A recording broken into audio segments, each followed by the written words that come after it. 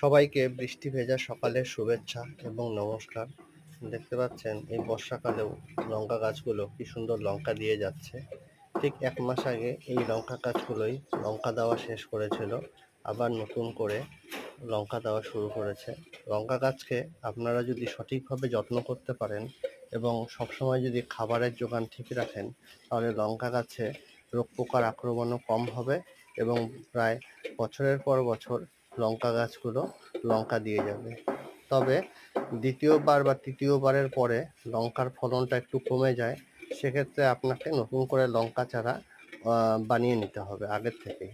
এই কালো লঙ্কাগুলো দেশীয় প্রজাতির লঙ্কা, আর এই লম্বা লঙ্কাগুলোও দেশীয় প্রজাতির লঙ্কা। দেখুন কত ছোট গাছে কত বড় বড় এবং কত সুন্দর লঙ্কার ফলন হয়েছে।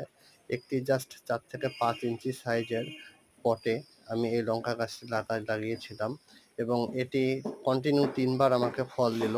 ফল হওয়ার পরে আমি ডালগুলো কেটে দেই এবং পাশ থেকে নতুন নতুন কুশি বেরিয়ে আবার নতুন করে ফুল আসে এবং লঙ্কা হয়। এই লঙ্কাগুলোর ঝাল খুব কম হয়। ডিমের অমলেটে এই লঙ্কাগুলো খেতে খুবই ভালো লাগে। লঙ্কা গাছে পাতা কোঁকড়ানোর সমস্যা দেখা যায়।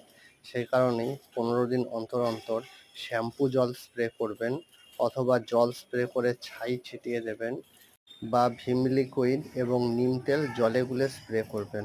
মাসে অন্তত 2 বার করতে হবে এবং অল্টারনেট করে একটির পর আরেকটি স্প্রে করবেন। তাহলে দেখবেন লঙ্কাগুলো খুব ভালো হবে এবং গাছের পাতাও কোঁকড়াবে না এবং ছোট গাছে আপনি প্রচুর লঙ্কা পাবেন, কিন্তু একটু যত্ন করতে হবে।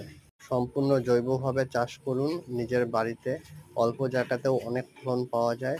দেখুন কত লঙ্কা হয়েছে এবং জৈবভাবে উৎপাদিত ফসলের গুণমানও বেশি এবং স্বাদও অনেক বেশি। ধন্যবাদ সবাইকে ভিডিওটি দেখার জন্য।